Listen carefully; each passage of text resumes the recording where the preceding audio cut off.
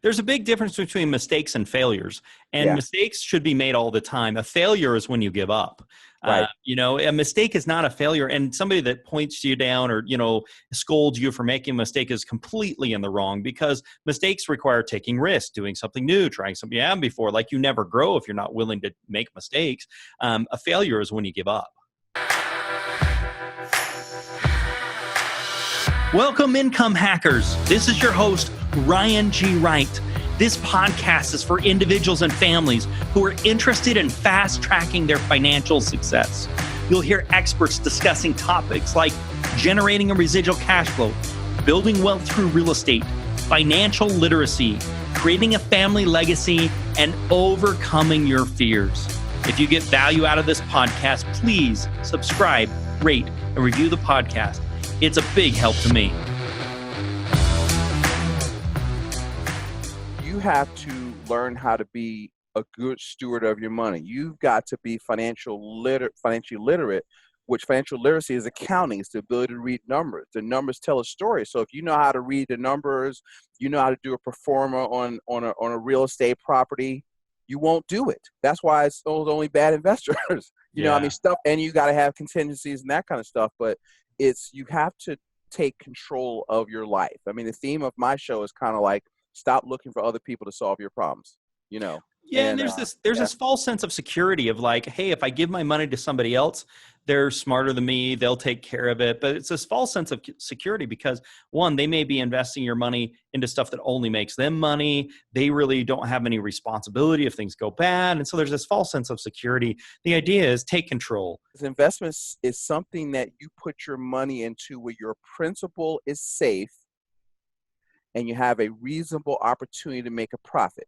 That is an investment. It says anything other than that is speculation or gambling. So when you hold up what Americans are taught to do to that definition, most people are speculating with 90% of their money. And I just don't think that's a winning strategy. There's really 4 asset classes, right? So you want to expand your definition. And so the 4 asset classes are business, real estate, paper assets, and commodities, right? I talk about, how many exits do you have from an investment? So when you get on an airplane, they're like, hey, locate the nearest exit. Well, I want to know where every exit is, because if I need to take one, I look at the same thing with any type of an investment. I want to make sure there's multiple exits for me. Well, what if this goes wrong? Then I'm going to do this. If that goes wrong, then I'm going to do this. If that goes wrong, then I'm going to do this. If that goes wrong, then I'm going to do this. So if I have multiple exits, or multiple ways to profit when things do go wrong, which lots of times they do, or when things change, which lots of times things do, I still have multiple ways to make money. And that applies to any type of investment. You've got to optimize or make more of the way you're making money. How do I make more money? And then you got to say, how can I keep more of what am I making? And then and then it's like, how do I reduce my different costs? Those are the ways we can really do that. And so we've got to be looking at all 3 of those and say, how are we going to increase it? So at the same time, love it. At the same time. And see, most people move to lifestyle. They're like, oh, I can't go to Starbucks. I can't, go on vacation. I've not said that. Curtis is not the party pooper, right? If you can save 20, 30% of your income, I don't care what you do the rest of it, honestly, and have a party. That's why I want you to live the best life you can today. I do think there is a point where some people just need to cut down on some expenses. It's a choice. I think lots of people are like, hey, I don't want to cut down on my lifestyle. What I don't think a lot of people do is look at the cost of their lifestyle. So one of the things I do quite a bit is I say the future value of money. I've got my future value of money calculator. It's like, hey, if you want to spend $1,500 a year in Starbucks, that's fine. But just know that $1,500 a year compounded at an interest rate over 20 years is really going to cost you $30,000. So it's a choice. Is it worth it to you to do that? Or would you rather put that money somewhere else? Just make a conscious choice. Don't just get in the motion of just like going through the motions type idea. So if you get enough value out of that Starbucks every day that it's worth that trade-off of the $30,000, and I'm just doing round numbers, but is it worth that trade-off? If it is, yes, because some people would say, that ain't worth it, but this is really worth it to me. So make sure you're getting the most value and pleasure out of the things you really want to buy. And if Right. you're not getting that high value of pleasure, don't do it and put that money elsewhere. Everybody has two jobs. You've got your day job to pay your bills, and then you've got your investment, long-term job type idea. Yep. And Yep. some people say, "Hey, I want to leave my day job." That's cool, but you're going to be running a business no matter what, because you've got to run your business of your investments. You've got to Right. run your household and your cash flow management, and you've got to run your business of investments, no matter if you have a day job or don't have a day job. And I'm not here to say quit your day job. There's lots of benefits around that. And some people say, "Hey, I want to quit my day job." Well, let's do that strategically and make sure we have the right plan, and make sure. And if you do have a day job, let's make sure we're taking advantage of everything we possibly can as part of that. It makes a lot of sense. But I love, it doesn't matter what you're doing in life, you are running your own business. You got to make mistakes. So when you get out of the college, nobody cares about your GPA. It's about, the only way to gain experience is to do stuff and try stuff. So even now, I'll go, her name is Jade. I said, Jade, how many mistakes did you make today? And because I want Yes. her to not be afraid of that and not be in this I have to be perfect thing. I Uh, I, I you totally know, agree. There's a big difference between mistakes and failures, and yeah, mistakes should be made all the time. A failure is when you give up. right. A mistake is not a failure, and somebody that points you down or scolds you for making a mistake is completely in the wrong, because mistakes require taking risks, doing something new, trying something you haven't before. Like, you never grow if you're not willing to make mistakes. A failure is when you give up. And a lot of people want to get into real estate and investing and saying, "Hey, I want to do this to get rid of my day job." But the reality is, what they don't realize, you still have to apply the same principles. I don't Yep. care if you're making $1 million a year or $20,000 a year. If you don't know how to manage the money, if you don't know how to create the margin, because typically what happens, there's a great book called The Millionaire Next Door. Most of the people that are actually millionaires are the ones that know how to take care of their money and create the Yeah. margin, reinvest that margin into something else.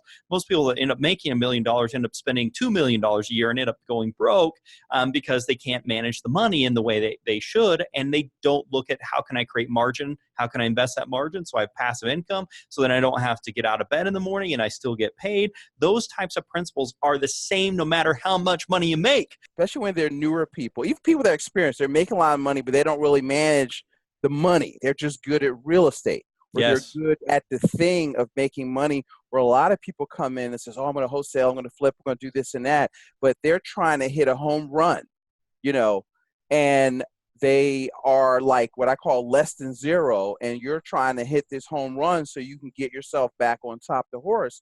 But what you really need to do is you need to hit some singles. You need to learn how to manage your cash flow.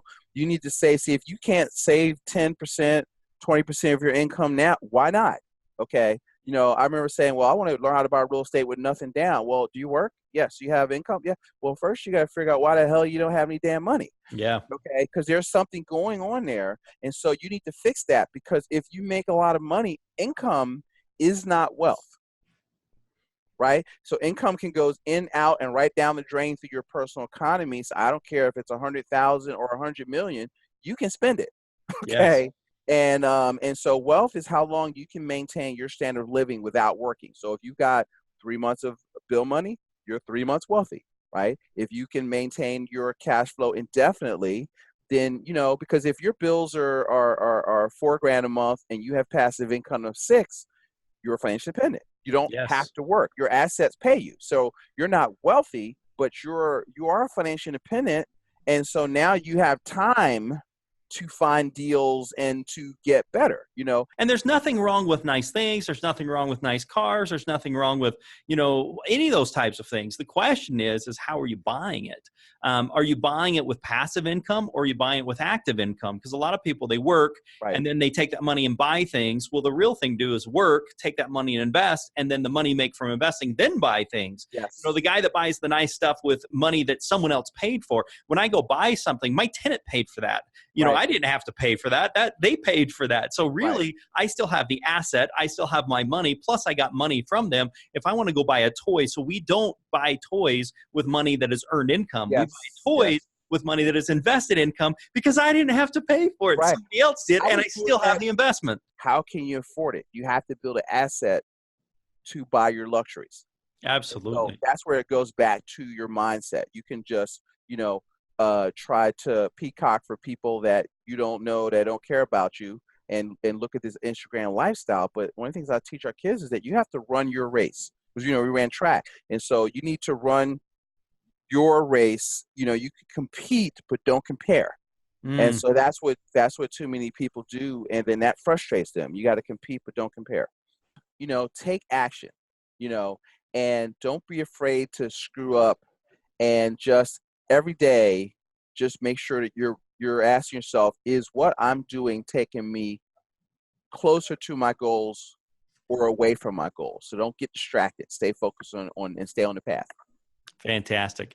Thanks again for Curtis for having us, and thank you to you for listening in. Really appreciate everyone, all of our income hackers that are joining us, and have a wonderful day. If you got value out of our discussion today, please subscribe, rate, and review the podcast. It's a big help to me. Also, please share with a friend. Nothing is more valuable than creating financial friends who are like-minded. You can do that by inviting them to listen to the Income Hacker podcast. Bye for now, and make it a very profitable day.